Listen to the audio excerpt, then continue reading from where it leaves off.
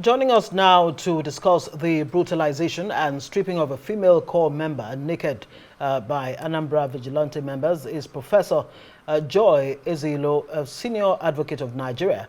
She's an activist and former United Nations Special Rapporteur on Trafficking in Persons in Africa and former Commissioner for Gender and Social Development in Enugu State. It's a delight to have you on Newsnight tonight. First off, I wonder how troubling it is for you, because we're just hearing from the governor there, Charles Soludo, the governor of Anambra State, that the incident actually happened, in July, but arrests are only happening after the video went viral. And we're hearing also that the family of the victim in this case was reluctant to go to the authorities, but now is willing, apparently because of the, the viral nature of this story. What do you make of all of this? What does it say about who we're becoming? Yeah, terrible. We are becoming so beastly, brutish. The brutality and impunity is out of this world. I really wept when I saw that video. And one of the first things I tweeted was like, who recorded this, who shared this, how they have debased this young woman, how they've taken away her dignity, violated her sanctuary, everything. Nothing short of torture, degrading, inhuman treatment and punishment. And highly repulsive, reprehensible, condemnable, and to think when we say that it happened in 2012, because I have reservation about how we do eyewitness account and how people in Nigeria these days want to share videos, including very obnoxious ones. But again, also reasoning, some people say if this video hadn't even surfaced, but I believe that we should have still protected her privacy, that no action will have been taken. And I completely agree with that, because it has become like the recklessness, the brutality of law enforcement agencies, security personnel, whether you call them vigilante groups. Once you arm them, they have this mentality, very negative masculinity, and the mentality of power over you. And they just go on about their job without care. I was just wondering, how many women would they have raped? How many people would they have disappeared? How many people would they have killed without anybody knowing? How many people would they have extorted money from? How many people who they have silenced, who they have traumatized, who may never break their silence? This is the time for them to come out. Because for me, enough is enough. We have for far too long, as a people, bearing this impunity. We need public education, enlightenment, accountability is key. There is low prosecution. Because I listened and I watched personally on TV, one of the essays to the governor in Anambra, just yesterday saying, oh, we know where they are, they've been cautioned, we can get them when we want. So nothing happened. Somebody did things like what they did, and they were just, going about their business as normal. It's just because this video surfaced that they are being held to account. Yeah. So it shouldn't be so. We should never normalize this type of behavior. Indeed. It's abhorrent, and it's zero tolerance for this gender-based violence, for this type of torture. We have laws, and extant laws must be implemented. Great. You raised very critical questions, and now that you've brought law into it, let me ask you, what justice should this Corp member be expecting, not only from these 8 vigilante operators who have now been suspended, but should she also get some sort of compensation from the state? Because the state is responsible for this vigilante. And should the state have acted regardless of the victim coming forward since July 23rd, when this incident happened? Exactly. The state should have acted.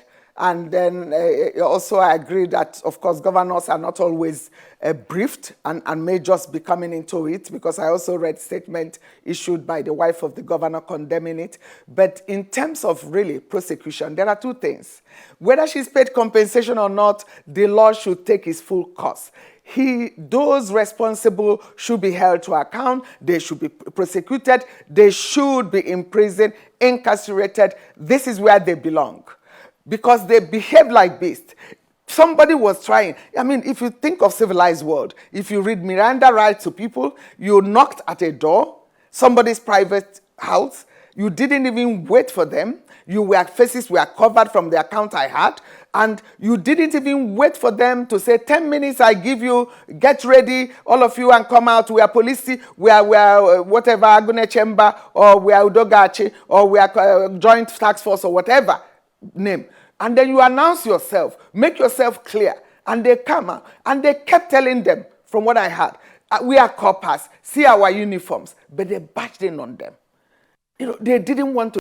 You're wondering, what is wrong? What type of depravity or mentality, or people under influence? And these are people that we give gun and we entrust with security. Yes, we know, because security is a problem in Nigeria. Yes, there is everywhere, nowhere is safe. Yeah, but we need safer cities for people. And we need those who are to protect rights of women and other vulnerable groups. Because I think I see a penchant for women's nudity. That's what really bothers me. I see like they are watching like porno life, and they like to see women tortured. I recall when I was doing a book in 2009 on law, human rights. I know that one copper, Grace Oshang of blessed memory, 2009, was raped and murdered, a copper, in 2009 for wearing khaki trousers around her neighborhood. For how long are we going to wait before we protect even these coppers? Coppers have been murdered just doing their national service, doing INEC job, doing all kinds of work. For how long? Are they not our children? Why should we allow this to go? In fact, I was expecting a very serious engagement and national push by the DG and national NYSC. And I didn't see that. And we're talking about state directorate writing the governor. I mean, this is, please, they should be far more serious. They should take us seriously in this country. And they should shake women seriously, take our humanity seriously. We are human beings. We don't live in zoo. People shouldn't behave. Certain conduct are unacceptable and will remain unacceptable in any democratic society governed by rule of law. And which is zero tolerance. There is no justification, even about what women are wearing in terms of visiting them with this kind of impunity, with reckless abandon. They should be protected. The dignity of every woman should be protected. And indeed, every man, because people are entitled to their right. Why should we have this? I sat in the anti-end of SARS panel. It was the same. You hear about brutality, people just sitting out, even in on their doorsteps, and they are murdered. You know, wives rendered without husband, made widows overnight, children, you know, young children made orphans, and we keep tolerating this. There is low prosecution. And enough is enough. We have to set example, because very soon we have very short memory. People will forget, and these same people will be roaming about, and they may still be carrying gun, and they may even graduate and get enrolled even in the national forces. So we have to follow this prosecution. It has to be transparent, and she's entitled to all kinds of damages, even including from NYSC, that has failed even to protect them, whether state, whether federal, all of those bodies. And even internationally, she has a very good case, and all of them that have been assaulted in this way and manner, exemplary damages should be paid to show that this type of conduct cannot be tolerated in a civilized society, and we claim to be one, and we aspire to be one. Yes, and this is a democratic society, and we are committed to different UN, International Human Rights Standard, African Union Human Rights Standard. We have to observe them. Right. We have to observe them. Thank you very much. Be permanently in breach of those. The world is watching. Yes, indeed. The world truly is watching. Senior Advocate of Nigeria, Professor Joy Ezeilo, joining us tonight on Newsnight. Thank you very much for your time and your insight.